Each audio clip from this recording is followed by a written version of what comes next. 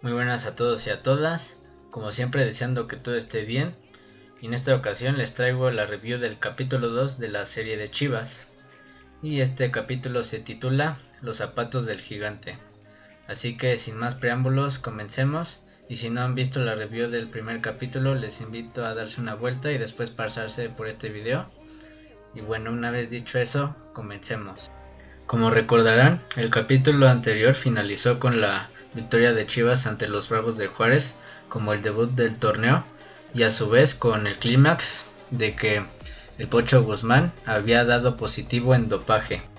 un problema muy grave para el Guadalajara, ya que se trataba del fichaje estelar y además del más ilusionante para la afición, inclusive para mí, con un costo de 12 millones de dólares y que al final se terminó por cancelar o quedar nulo dicha transacción. Y aquí lo destacado es que vemos la reacción de los jugadores de Chivas.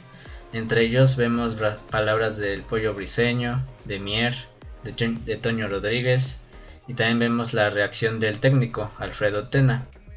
Dicho problema sería discutido en una reunión de todo el vestidor,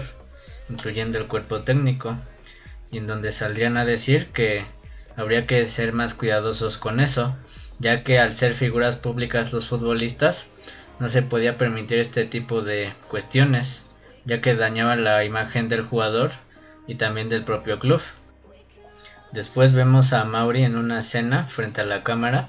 diciendo una frase que ya habíamos visto en los trailers,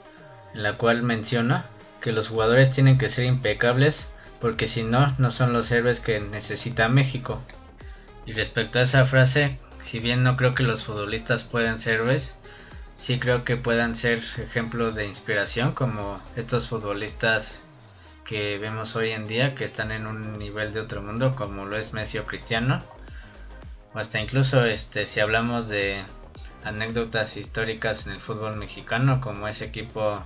que ganó los Olímpicos de Londres 2012 o como ese equipo que ganó la Confederaciones, o hasta incluso siendo yo chivo hermano considero que pues el equipo de Almeida era un ejemplo a seguir por ser un equipo humilde y que sabía jugar bien al fútbol. Después pasamos a escena con el Chicote Calderón, que nos habla un poco sobre él y sobre cómo fue la experiencia de haber sido fichado en Chivas, que para él no ha sido fácil adaptarse y pienso que hasta la fecha no se ha podido consolidar en el equipo como se esperaba, y si bien siempre se le va a recordar por eliminar al América con esos chicotazos, la realidad es de que aún hasta la fecha el Chicote no ha podido ser un jugador constante debido a la falta de oportunidades, y esperemos que en el siguiente torneo se le pueda dar más protagonismo. Y bueno, también aquí en esta escena vemos cómo Peláez sale a hablar maravillas de él, siendo que lo consideraba el mejor jugador del torneo pasado antes de su fichaje, y que además no había sido fácil su traspaso. Y de aquí nos pasamos a la Copa MX, donde se disputaría el partido de los octavos de final del Guadalajara contra los Dorados de Sinaloa en el Akron, y que en dicho partido presentaría el debut de los refuerzos en la titularidad, y que en la primera parte el Guadalajara iría perdiendo por un penal provocado por el Chicote Calderón. Y llegando el descanso veríamos a Alfredo Tena hablando con sus futbolistas, pidiéndoles que le metieran más intensidad al encuentro, porque parecía que el Guadalajara no venía a ganar, sino pues estaba jugando muy mal en el primer tiempo. Y aún así, iniciando la segunda mitad, el Guadalajara ya iría perdiendo por 2-0, así no hasta el minuto 92, que fue que el Chicote descontaría para el final del encuentro, quedando así la esperanza de remontar en Culiacán para el partido de vuelta. Y al siguiente día de dicho encuentro vemos una reunión entre cuerpo técnico y jugadores, donde Peláez terminaría siendo el que hablara sobre cómo los medios estarían muy enfocados en ellos, pero no por su fútbol, sino como al ser las llamadas chivalácticas, pues estarían tropezando de manera vergonzosa ante un equipo de la Liga de Ascenso. y también de que los futbolistas tenían que tener cuidado sobre dichos apodos que le había puesto los medios, como las Chivas Lácticas o las Super Chivas 2.0. Y esta parte fue algo que me gustó de Peláez, de cómo intentó hacerles meter a los jugadores de que todo esto que decían los medios que era falso, porque aún no se lograba nada. Después la serie nos enfoca a lo que es el Pollo en Chivas. Vemos un poco más de su intimidad,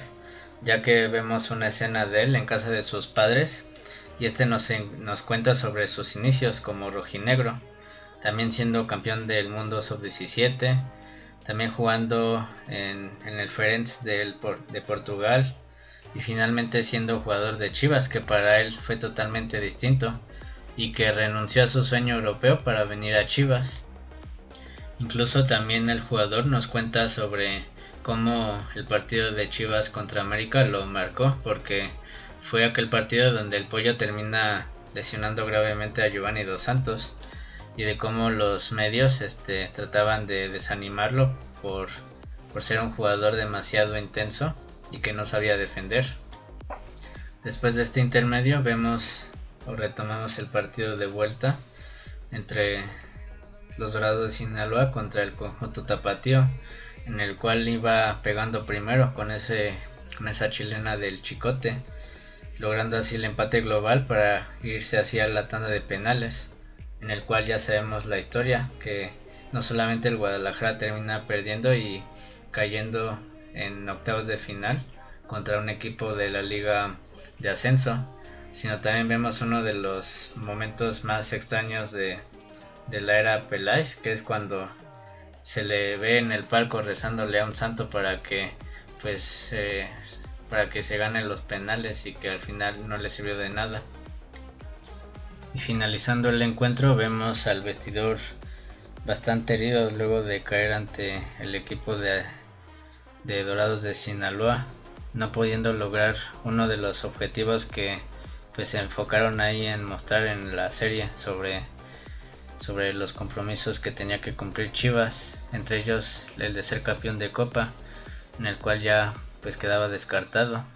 y que solamente les quedaba el de cumplir con las disciplinas y tratar de clasificar a la liguilla para poder ser campeón.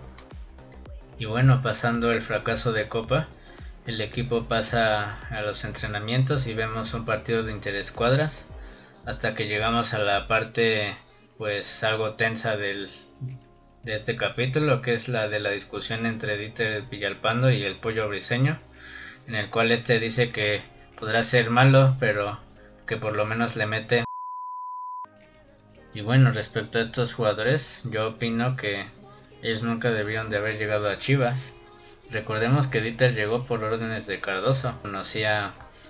en Toluca, y que además era un jugador que venía arrastrando una serie de indisciplinas con el Pachuca y con otros clubes, y en Chivas no fue la excepción, y es por eso que lo corrieron. Y bueno, en cuanto al Pollo Briseño, si bien es un jugador que mete garra, que le mete intensidad a todo, pero sigue siendo un jugador que hasta la fecha tiene carencias defensivas,